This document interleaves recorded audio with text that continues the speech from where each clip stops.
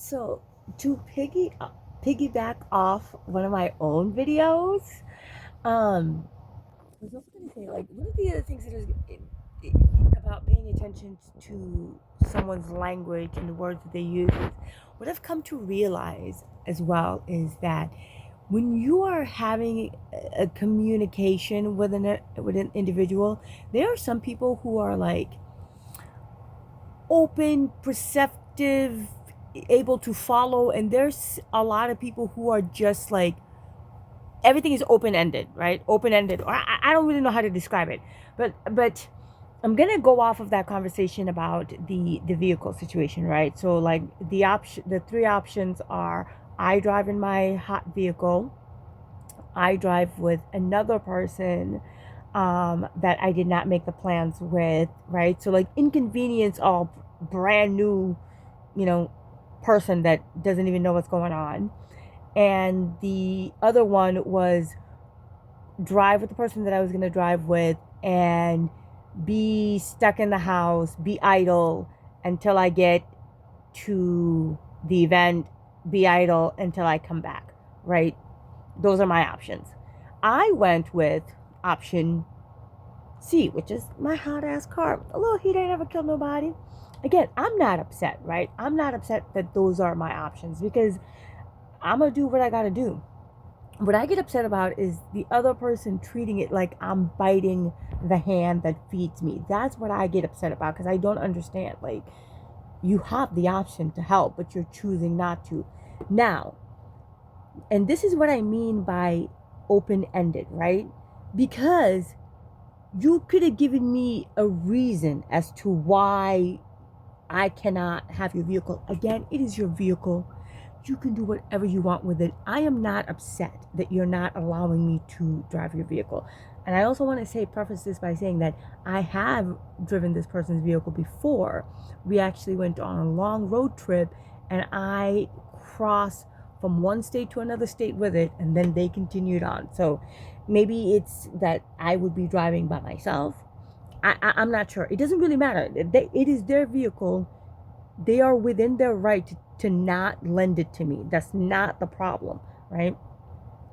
Because the open person on the conversation could have said something like, "Oh, you know what? I understand. You don't want to just sit around.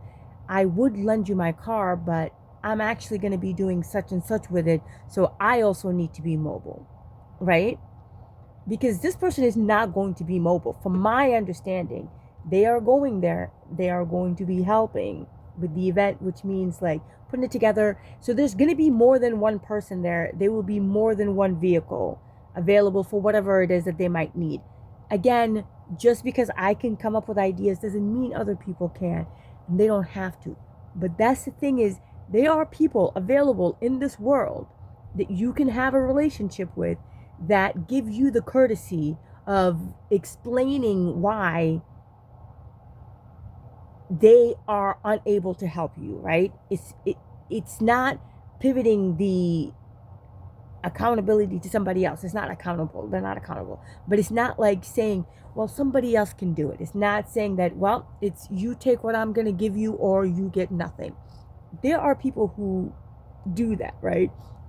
Or there are people who say, well, let's come up with a plan. You know, when I need something done, maybe you can come and take me where I need to go. Like, there are ways around it. And that's what I mean by language. There are ways to solve an issue without being like, if you're not going to do it my way, it's the highway, right? There's ways to compromise with individuals because I'm almost 40 and I have a child. I'm a grown ass woman.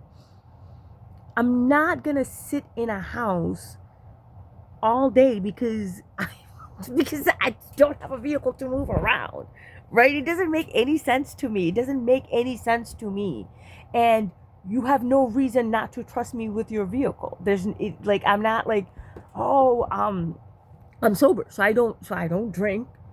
I'm not gonna be fucking up your shit. I've driven in the city before. This is not my first time, right? I don't get in any more accidents than this person has. In the last 4 years, They've gotten in 3, 4 accidents. I've been in one. So technically my track record is better, right?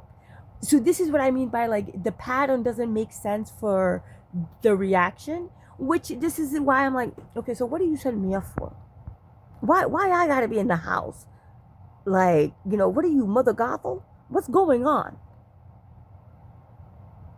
And it's just embarrassing. Can you imagine me telling my kid, like, well, we can't, like, and here's the thing. You know what I want to do? I want to go to the museum. There's a museum, there is a sculpture garden. My daughter and I have talked about doing it for so long. So if I'm going to be in that city for 2, 3 days, why would I not do that? Oh, sure, I could definitely help with the event. I don't want to. Not in that way. There's really nothing I can do. You don't need my help for setting up, and if you do, I can pop up and set up. I'm not going to be cooking, so what do I need to be over there for? Right?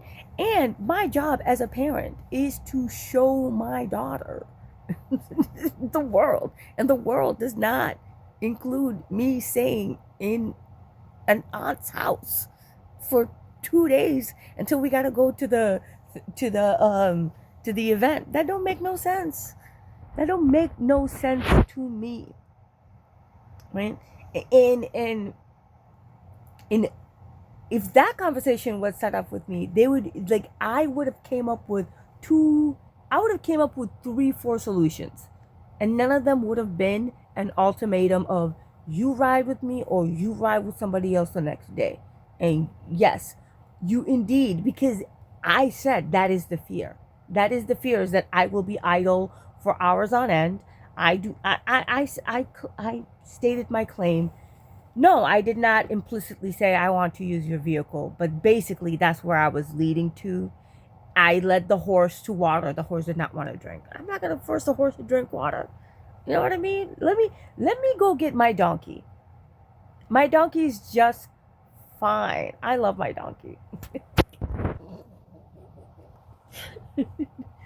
But yeah, that's the other thing too. And it's like, I want those people. I want the people that think like me. I know they're available.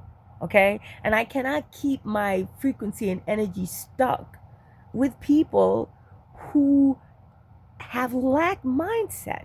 Like, I'm already like, because sometimes I get annoyed because I'm like, listen, I'm already running at capacity sometimes. I need somebody with fresh new ideas. And I feel like I'm surrounded by people who cannot think. Like, the simplest idea that comes to mind, and I feel like I am not that smart. These motherfuckers are college graduate. I'm a college dropout. And I'm not saying that that's what makes you smart, but it's like you have something. There's something going on, right? Is there something behind there? And I come up with the simplest solution to things, and people act like they have never thought about that before. But it makes sense if they have, and their whole entire thing is to stand in your way, is to make sure that you don't get your way. When you think about it that way, when I think about it that way, it makes sense. And then I'm like, yeah, well, yeah. But yeah, but things will change. Things will change. Things cannot stay the same. Things will change. Things will get better. And that is what I am really excited about. And that's what I'm excited about. That's what I'm excited about the future about, right? Because I am going to find those people. I am going to find those people that when I come with an issue, they can think of 4 or 5 reasonable solutions, just like I give reasonable solutions. My people are out there, and I'm gonna find them, and I need to clear up my frequency by removing the stagnant people in it. And sometimes removing doesn't mean like, oh my gosh, it's just you gray rock people, you yellow rock people. There's people can exist in your life in different ways. You can be in my life for years and not know one thing about me. And you can meet me today and know everything.